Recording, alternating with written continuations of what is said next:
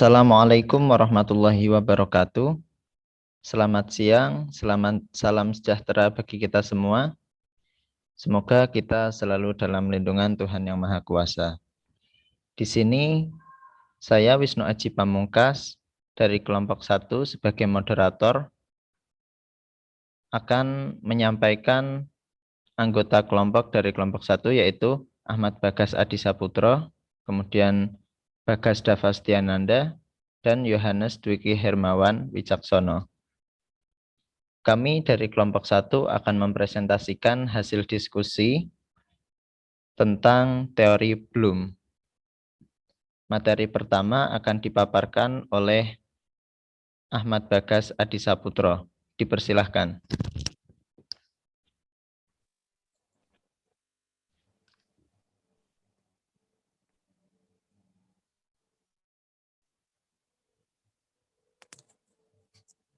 Baik, yang pertama adalah ranah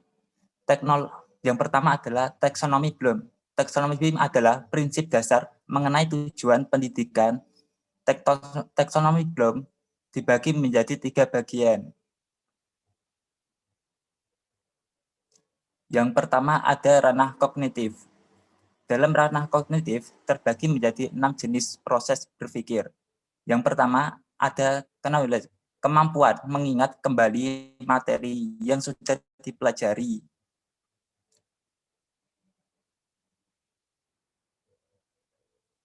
Yang kedua ada komprehensi. Komprehensi merupakan kemampuan memahami materi tertentu. Yang ketiga ada application. Aplikasi merupakan kemampuan untuk menerapkan informasi dalam situasi nyata. Yang keempat ada analisis. Merupakan kemampuan menguraikan suatu materi menjadi bagian-bagian tertentu. Selanjutnya adalah sintesis, kemampuan untuk mengintegrasikan bagian-bagian yang terpisah menjadi satu kesatuan yang terpadu. Dan yang terakhir adalah evaluasi. Evaluasi merupakan kemampuan menilai manfaat suatu benda atau hal untuk tujuan tertentu berdasarkan kriteria yang jelas. Selanjutnya akan dijelaskan oleh teman saya. Baik, terima kasih Mas Abbas. Yang kedua akan dilanjutkan oleh Yohanes Dwiki Wicaksono. Dipersilakan.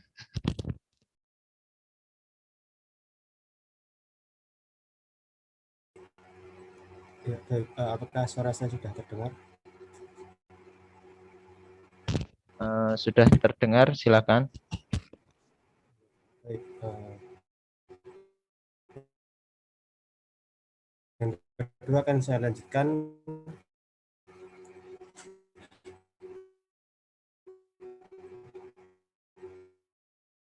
Yang kedua adalah ranah afektif. Afektif terkait minat sikap. Ranah afektif ini dibagi menjadi 5 kategori. Kategori pertama yaitu penerimaan.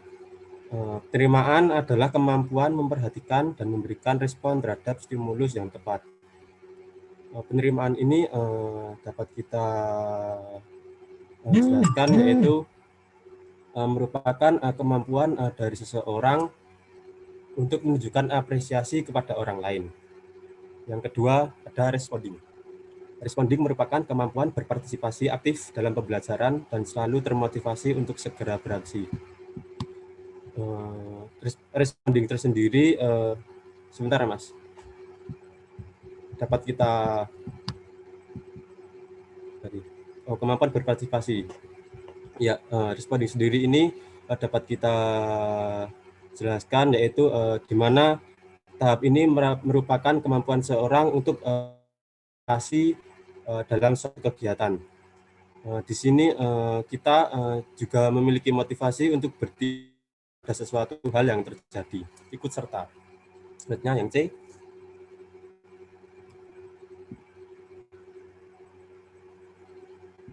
Yang C ada nilai. Nilai merupakan kemampuan menunjukkan nilai yang dianut untuk membedakan mana yang baik dan kurang baik, dan dicerminkan oleh perilaku. Nilai ini sendiri memiliki arti kemampuan seseorang untuk membedakan mana yang baik dan yang buruk ya. Nilai tersebut kemudian diekspresikan oleh seseorang dalam bentuk perilaku. Bagaimana kita dapat menilai mana perilaku yang baik dan mana perilaku yang buruk. Dan yang terakhir ada D, organisasi. Organisasi merupakan kemampuan membentuk sistem nilai dan budaya. Organisasi dengan mengharmonisasikan perbedaan nilai. Organisasi ini yaitu kita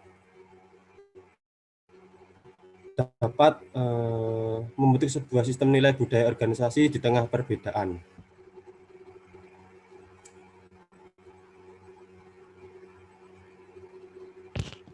Baik, terima kasih kepada Mas Dwiki Yohanes. Selanjutnya, materi yang ketiga akan disampaikan oleh Bagas Dava. Dipersilakan.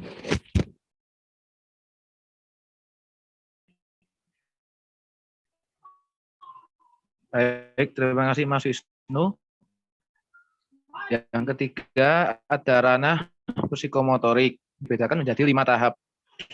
Yang pertama, imitasi. Imitasi merupakan kemampuan meniru suatu gerakan.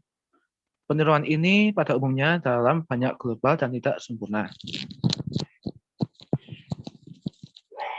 Yang B, ada manipulasi. Manipulasi merupakan kemampuan untuk melakukan atau menampilkan sesuatu menurut petunjuk-petunjuk. Tidak hanya meniru dari tingkah laku saja. Yang C, ada presisi. Pada tahap ini, respon lebih terkoreksi dan kesalahan dibatasi sampai pada tingkat yang minimum. Selanjutnya D, artikulasi. Artikulasi merupakan penekanan koordinasi suatu rangkaian gerakan dengan membuat urutan-urutan yang tepat dan dapat tercapai apa yang diharapkan. E, naturalisasi. Naturalisasi merupakan tingkah laku yang ditampilkan dengan paling sedikit mengeluarkan energi fisik maupun psikis.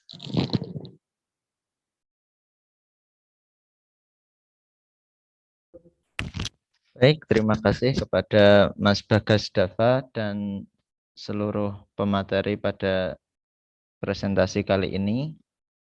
Demikian presentasi dari kelompok 1 terkait materi tentang taksonomi Bloom. Kemudian apabila dari teman-teman hendak mengajukan pertanyaan, kritik dan saran, silahkan untuk meninggalkan pada kolom komentar di bawah ini. Kami dari kelompok 1, apabila banyak kesalahan, kami mohon maaf. Terima kasih. Wassalamualaikum warahmatullahi wabarakatuh.